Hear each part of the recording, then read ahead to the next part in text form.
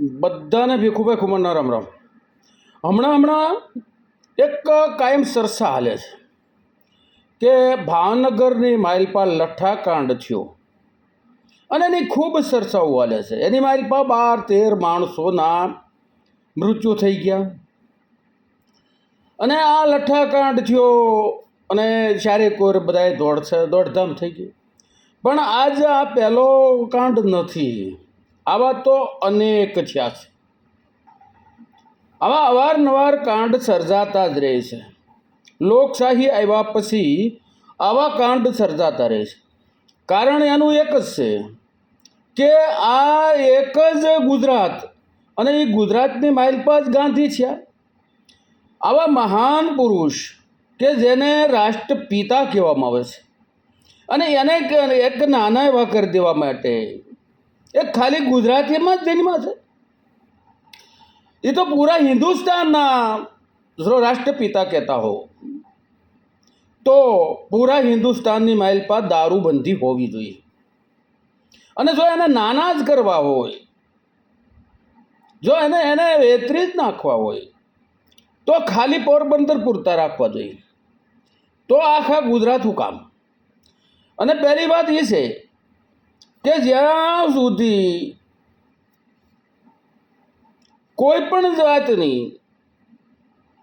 વ્યવસ્થા ન હોય એટલે આવા કાંડ સર્જાય. કારણ કે એની માઇલપા બધાને ડુપ્લિકેટ જ ભાગમાં આવે. કારણ કે એની બંધી છે. એના માટે માણસ ગમે ત્યાંથી લેવા જાય તો પણ સાના વેચે તો પણ સાના અને બનાવે તો પણ સાના. આ કહેવાય છે સાના. હકીકતથી સાના કંઈ થતું નથી. તમામની હરેક વ્યક્તિને ખબર છે.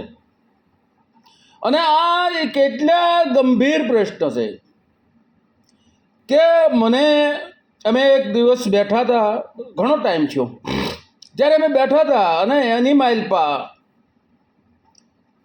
એક નિવૃત્ત ડીએસપી સાહેબ નિવૃત્ત થઈ ગયેલા અને એ પણ એક પ્રસંગની માઇલપા ભેગા થઈ ગયા અને બેઠા હતા.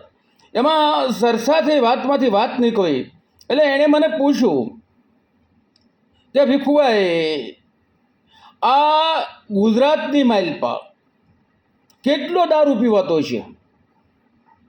એટલે મેં કીધું સાહેબ એ તો તમારો અનુભવ છે, અમને શું ખબર હોય, બીજી કોઈ પબ્લિકને ખબર ન હોય તો કે એટલા માટે જ કહું છું કે બીજા કોઈને ખબર ન હોય ને એટલે વાત કરું છું. આ મારો એણે એમ કીધું હતું કે મારો જાત અનુભવ છે કે આ તમને અતિશયોક્તિ લાગશે અને જે કોઈ સાંભળો છે એને પણ અતિશયોક્તિ લાગશે, પણ આ વાત સત્ય છે. એ નિવૃત્ત ડીએસપી સાહેબના શબ્દો છે.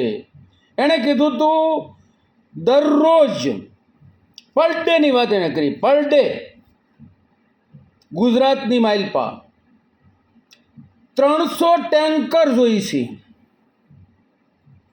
300 ટેન્કર પીવાય છે. જો કેરિયલ નથી બોલ્યો, ટેન્કર બોલ્યો છું. એ સાહેબ મને કહેતા હતા 300 ટેન્કર રોજ ગુજરાતમાં દારૂ આવે છે. પછી કોઈ પણ સરહદેથી આવે, ગુજરાતમાંથી મહારાષ્ટ્રમાંથી આવે તોય ભલે, યુપી એમપીમાંથી આવે તોય ભલે, કે ડીયુથી આવે તોય ભલે, પણ દરરોજ 300 ટેન્કર જોઈએ છે. અને દેશી પાછી અલગ વાત છે. ગામડાઓની માઇલપા દેશી પીવાય છે અલગ વાત છે. તો કેટલો પીવાય છે? અને આમાં કોઈ પણ વ્યક્તિ એમ કહેતી હોય કે આમાં ખબર નથી તો આ આટલો બધી હદ. અને ખબર નહીં રોજ એટલા ટેન્કર ગુજરાતમાં આવે છે.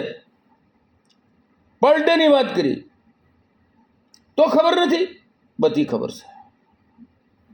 કારણ કે બધાને પોતાને એની માઇલપા આયોગ્ય થાય છે.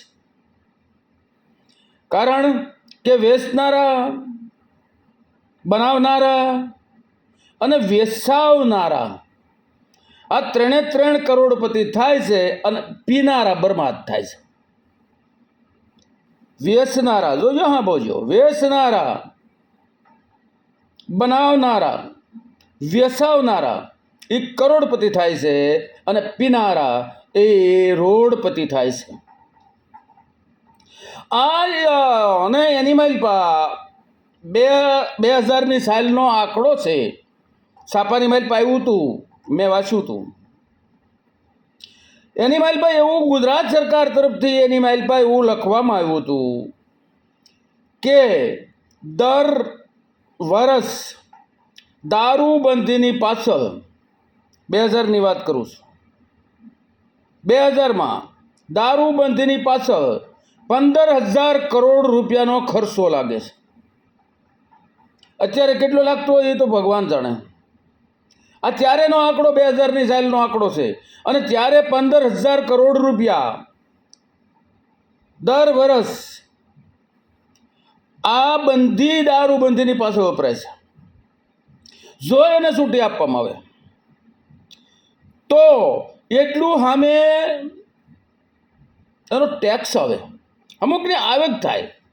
જે 15,000 કરોડ રૂપિયા નુકસાન થાય છે, એની પાછળ ખર્ચો થાય છે, એ ખર્ચો બચી જાય અને ઉપરથી ટેક્સ 15,000 કરોડ રૂપિયા આવે. એ 2000 વખતની વાત છે.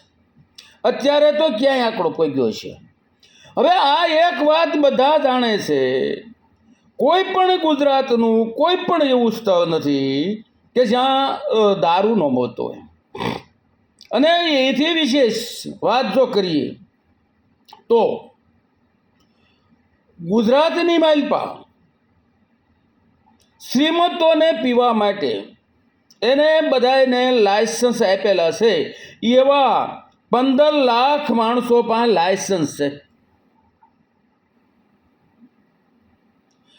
અને જે કાંઈ આ બંધી સામે જે કાંઈ ખોલી મૂકવાની વાત આવે અને જે વિરોધ કરે છે એની લગભગ પાસે લાયસન્સ છે.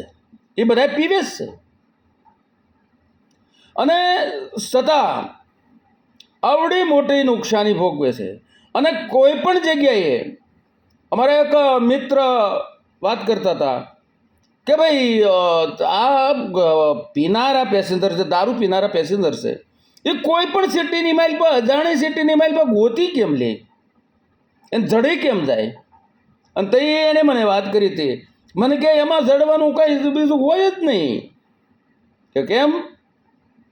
કે કોઈ પણ પોલીસવાળાને પૂછી લેવાનું, કોઈ પણ સિટીની માઇલ પર પોલીસને જ પૂછવાનું.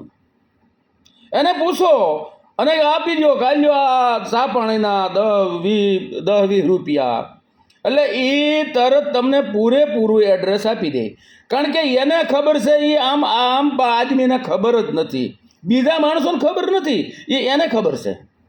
એકને ખબર છે ક્યાં ગામની માલપા કોણ વેચે છે, કેટલા વેચે છે, અને એ હોય કેટલો ધંધો કરે છે, હોય ખબર છે, ક્યાંથી આવે છે, વગેરે વગેરે ખબર છે. તો આ રોજ 300 ટેન્કર આવતા જ એને કોઈ ભાવતું નહીં હોય. અને એને બધા પાછા જેદી આવું કંઈક થાય, લઠ્ઠાકાંડ થાય, તો એ બધા ઉપર લે કે હવે આમ થાય તેમ થાય, ફલાણું કરી નાખશું, ઓલાને સસ્પેન્ડ કરે, ઓલાને. હવે એના રોટલામાં પાટું મારવું અને આ કોઈ દી આ બંધ થાય એવું હું માનતો નથી. સંપૂર્ણપણે બંધ થાય, પણ જો આની મારી પાસે થોડોક સુધારો કરવામાં આવે કે આને છૂટ, પણ કેવી છૂટ? છૂટ ખરી, પણ કેવી છૂટ? કે કોઈ પણ મંદિર, કોઈ પણ ધર્મ સ્થાન હોય એની આજુબાજુમાં પીવો તેમજ વેચવો નહીં. કોઈ પણ સ્કૂલ હોય એની આજુબાજુમાં પીવો પણ વેચવો નહીં. અને એ વધુ તો એ જ હિતકારી કે પોતાના ઘરે બેહીને પીવો. અને કોઈ પણ નગર, કોઈ પણ જે વ્યવસ્થા કરી હોય, છૂટી હોય પછી વ્યવસ્થા કરી હોય, એની માલપા બહાર હોય, એ બહારની માલપા પીવો.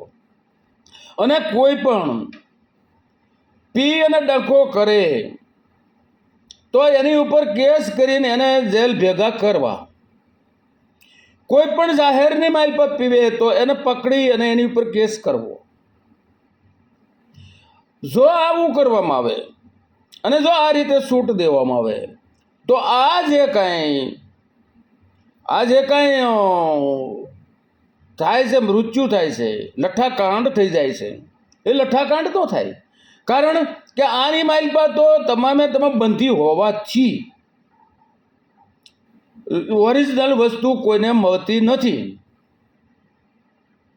અને જો એ છૂટી હોય તો ઓરિજિનલ વસ્તુ મળે એટલું નહીં, પણ આ જે છૂપી રીતે વેચાય છે એટલે લોકો વધુ પીવે છે. તમે કોઈ પણને આ બંધી છે એટલે વધુ પીવાય છે.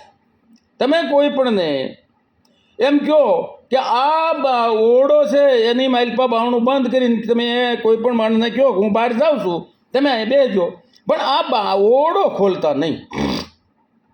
બારણું નહીં ખોલતા એટલે માણસને જિજ્ઞાસા જાગે કે આની માલપા શું હોય છે, એટલે એ ખોલે અને ખોલે જ. એમ આ બંધી છે એટલે આગળ છૂટી આપવામાં આવે તો સાને ખૂણે વેચાતો બંધ થાય, એટલે ઇજ્જતદાર માણસો લેવા ત્યાં ન થાય. કારણ કે એક જ જગ્યાએ મળે છે અને ત્યાં મળે છે એ માણસો જોવે કે ફલાણા ભાઈ તમે, એટલે એ લેવા ન થાય. અને ત્યાં જ મળે છે, ત્યાં જ પીવાય છે, બીજે ક્યાંય પીવાતો નથી, બીજે ક્યાંય મળતો નથી, તો નવા માણસો બંધાણી થાય છે એ ન થાય. કારણ કે સાના નથી મળતું, આ તો જાહેર મળે છે. એટલે જાહેર સ્થળ ઉપર જાય તો માણસને ખબર પડે, એટલે એ જાય નહીં અને સાના મળે નહીં, એટલે પીવાય નહીં, એટલે કોઈ નવા બંધાણી પણ ન થાય, આ દૂષણ પણ ઓછું થાય. અને આવા જે કાંડો સર્જાય છે, લઠ્ઠાકાંડો, કારણ કે એ ડુપ્લિકેટ હોવાના હિસાબે આ તો ક્યારેક જ ધ્યાન ઉપર આવે છે, નકર રોજ લઠ્ઠાકાંડ સર્જાય છે. કારણ કે ઓરિજિનલ વસ્તુ કોઈને મળતી નથી અને આ ઓરિજિનલ વસ્તુ મળે એવી જો થાય વ્યવસ્થા તો જ આ લઠ્ઠાકાંડ બંધ થાય, નકર લઠ્ઠાકાંડ કોઈ દિવસ બંધ થવાના નથી. આ મારી વાત જો કોઈને હાસી લાગી હોય તો એની માલપા મારામાં લખજો કે આ વાત હાસી છે કે ખોટી છે, કે આમાં હું વિચારવું પડે. મેં જે વાત કરી જો આવું કરે તો જ માણસો મૃત્યુ થતા બંધ થાય, એવી મારો વિચાર છે અને મેં મારું મંતવ્ય રજૂ કર્યું છે. જય માતાજી.